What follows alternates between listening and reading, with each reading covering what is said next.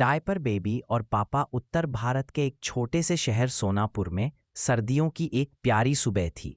घर के बाहर अमरूद के पेड़ पर बैठे पंछी चहचहा रहे थे।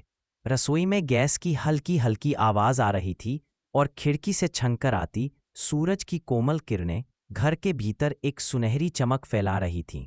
लेकिन उस सुबह घर के अंदर एक ऐसा छोटा सा तूफान उठने वाला था जिसकी किसी ने कल्पना भी नहीं की थी। इस घर में रहते थे राजेश, उनकी पत्नी सीमा, 2 साल का नन्हा बेटा चीकू और राजेश के पापा यानी दादाजी।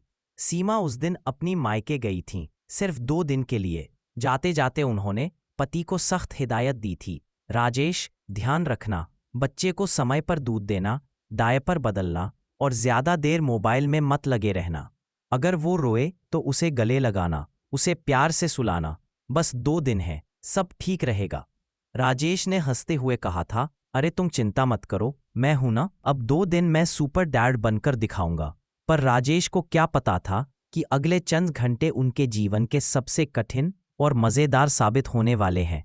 सुबह के लगभग 7 बज रहे थे जब राजेश नींद में ही करवट बदल रहे थे, तभी पलंग के दूसरी तरफ से एक हल्की सी पप पप और फिर गुट-गुट जैसी अजीब आवाज आई। आंखें खोलीं तो देखा कि उनका बेटा चीकू बैठा हुआ है, मुस्करा रहा है, लेकिन उसके आसपास एक अजीब सी गंध फैल चुकी है। राजेश पहले तो मुस्कुराए, फिर जैसे ही नाक तक वो गंध पहुंची, वो चौंक उठे। हे भगवान, ये क्या महक है! उन्होंने झटपट कंबल हटाया और देखा कि डायपर युद्ध के मैदान में बदल चुका था। कपड़े, चादर और पास रखे 2 खिलौने, सब पर वो छोटा सा दुर्घटना स्थल दिखाई दे रहा था। राजेश के चेहरे का रंग उड़ गया और वो सिर पकड़कर बैठ गए। हे राम, मम्मी तो गईं 2 दिन के लिए, लेकिन ये तो पहले घंटे में ही संकट आ गया। इतने में कमरे का दरवाजा खुला और अंदर दादाजी आए। वो सुबह की चाय पीने के शौकीन थे। बोले, राजेश बेटा, चाय बनी क्या? लेकिन जैसे ही उन्होंने नाक तक वो गंध महसूस की, उनकी आंखें चौड़ी हो गईं। अरे राम राम राम, ये क्या गंध है? घर में कोई रासायनिक हमला हुआ है क्या? राजेश बोले, नहीं पापा, ये आपका पोता है जिसने सुबह सुबह जैविक युद्ध छेड़ दिया है। दोनों खिड़कियां खोलकर खड़े हैं। पर गंध थी कि हटने का नाम ही नहीं ले रही थी। राजेश बोले, पापा अब इसे साफ करना पड़ेगा, आप बस खिड़की खुली रखिए। दादाजी ने कहा, मैं जा रहा हूं वरांडे में, तुम निपट लो अपने आधुनिक डायपरों के साथ। राजेश ने नाक पर रुमाल बांधा और धीरे धीरे बच्चे को उठाया। चीकू तो खुश था, खिलखिला रहा था, मानो उसे अपने किए पर गर्व हो। राजेश बोले, बेटा तू हंस रहा है, तेरा ये डायपर तो मुझे रुला देगा। बाथरूम में पहुंचे तो नया संकट।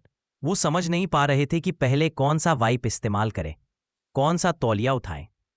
उन्होंने गलती से मुंह पोंछने वाला तौलिया उठाया, फिर एहसास हुआ तो बोले, हे भगवान, अब तो ये भी धोना पड़ेगा। किसी तरह सफाई पूरी की और नया डायपर पहनाया। थके हारे पापा ने राहत की सांस ली, लेकिन तभी चीकू ने मुस्कुराकर एक और करिश्मा कर दिया, टी शर्ट पर पेशाब की बौछार। राजेश बोले, बस अब तो मैं मम्मी को फोन करता हूं। फोन मिलाया, सुनो ना, तुम्हारा बेटा मिसाइल मोड में चला गया है। उधर से सीमा हंसते हुए बोली, राजेश नखरे मत करो, सब संभाल लो, 2 दिन की बात है। राजेश बोले, 2 दिन, 2 घंटे में तो मेरी आत्मा बाहर निकल जाएगी। फोन रखकर वो वापस आए तो देखा दादाजी मुस्करा रहे हैं। बोले, हमारे जमाने में डायपर वाइपर नहीं होते थे, हम तो कपड़े की नैपी बांधते थे। राजेश बोले, पापा अब वो जमाना नहीं, अब ये बच्चे ब्रांडेड डायपर के युग में हैं। दादाजी बोले, तो आज पुराना तरीका आजमा लो, सीख लो कुछ। राजेश ने कपड़ा लिया और डायपर बांधने लगे, लेकिन गांठ इतनी ढीली थी कि चीकू हिला और सब खुल गया। दादाजी हंसते हंसते बोलो, अरे ये तो खुला बम है बेटा। दोनों ने फिर से कोशिश की और आखिरकार डायपर ठीक से बांध दिया। राजेश ने थकान के बीच मुस्कुराते हुए कहा, वाह, हमने कर दिखाया। तभी फिर वही आवाज, पप पप पप। राजेश ने आंखें बंद कर ली। नहीं, फिर से। दादाजी बोले, हा हा हा, ये बच्चा तो रॉकेट मोड में है। तभी दरवाजे की घंटी बजी। राजेश ने दरवाजा खोला तो सामने मामा जी खड़े थे, सीमा के छोटे भाई।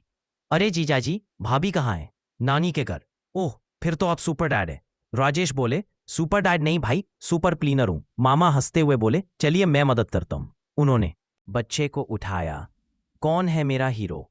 लेकिन अगले ही सेकंड उनकी मुस्कान गायब हो गई। गंध की लहर फिर उठी।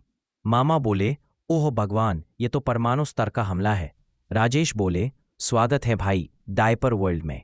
अब तीनों पापा, दादा और मामा ने फैसला किया कि अगला डायपर बदलाव एक टीम मिशन की तरह किया जाएगा। राजेश बोले, पापा आप गर्म पानी लाए, मामा आप वाइप्स लाए और मैं बच्चा संभालता हूं।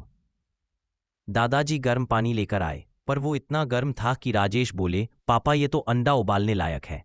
मामा साबुन लाए, पर वो शैम्पू निकला। राजेश बोले, भाई तुम तो बच्चे को झाग में बदल दोगे। किसी तरह तीनों ने मिलकर सब संभाला। आखिरकार बच्चा साफ, खुश और सुगंधित हो गया। तीनों ने चैन की सांस ली। दादाजी बोले, वाह मिशन पूरा हुआ। मामा बोले, अब भाभी को वीडियो कॉल करें, बताएं कि मर्द भी डायपर बदल सकते हैं। राजेश हंसते हुए बोले, हाँ लेकिन हमारे चेहरे देखो जैसे युद्ध जीतकर लौटे हों। सब हंस पड़े। फिर थोड़ी देर में चीकू खिलौनों से खेलने लगा। राजेश ने कहा, अब थोड़ी चैन की चाय पी लें। दादाजी अखबार लेकर बैठ गए। मामा फोन में लगे और राजेश कॉफी बना रहे थे। तभी पीछे से छप छप की आवाज आई। पलट कर देखा तो चीकू ने पानी का मग भरकर फर्श पर गिरा दिया था और उसमें कूद कूद कर खेल रहा था। राजेश बोले, अरे नहीं, अभी तो फर्श सूखा था। मामा बोले, रुकिए जीजाजी, वीडियो बनाते हैं, ये वायरल कंटेंट है। दादाजी बोले, इसमें तो भविष्य का कलाकार छिपा है।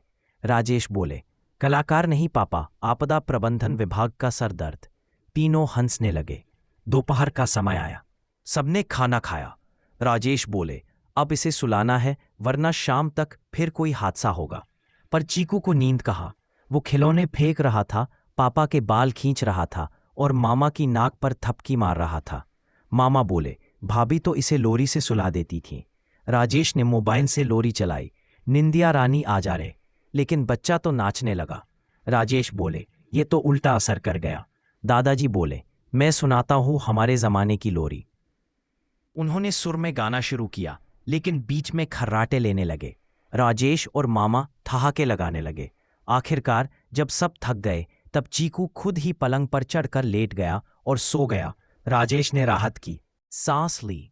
वाह, इसने खुद को सुला लिया। तीनों ने कॉफी पी और शांति का आनंद लिया। लेकिन शाम होते होते तूफान नंबर 2 आया।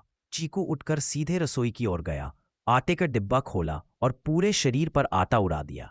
राजेश ने देखा तो बोले, हे भगवान, अब ये भूत बन गया है। मामा बोले, जीजा जी, इसका नाम रखिए डायपर मैन रिटर्न्स। दादाजी बोले, इस पर तो कार्टून बन सकता है। राजेश बोले, हाँ, और नाम होगा डायपर वाला दिन। इतने में फोन की घंटी बजी। सीमा का वीडियो कॉल था। राजेश ने कैमरा घुमाया। पूरा घर सफेद, सोफे पर खिलौने और बीच में बैठा आटे से लिपटा चीकू। सीमा ने देखा और हंस पड़ी।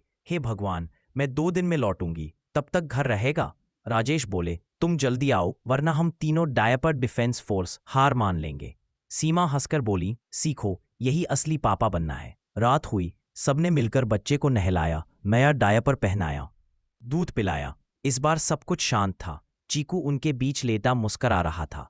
राजेश ने उसके माथे को चूमा और कहा, तेरी शरारतें भले थका देती है, पर तेरी मुस्कान सब थकान मिटा देती है। दादाजी ने धीरे से कहा, याद रख बेटा, यही दिन याद रहते हैं जब बच्चे छोटे होते हैं।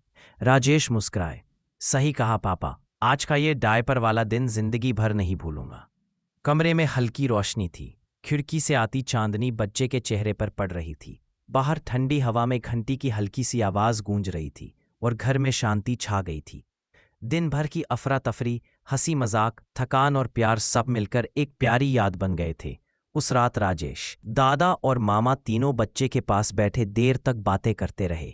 कैसे एक छोटे से बच्चे ने उन्हें टीम वर्क, धैर्य और सच्चे प्यार का मतलब सिखा दिया।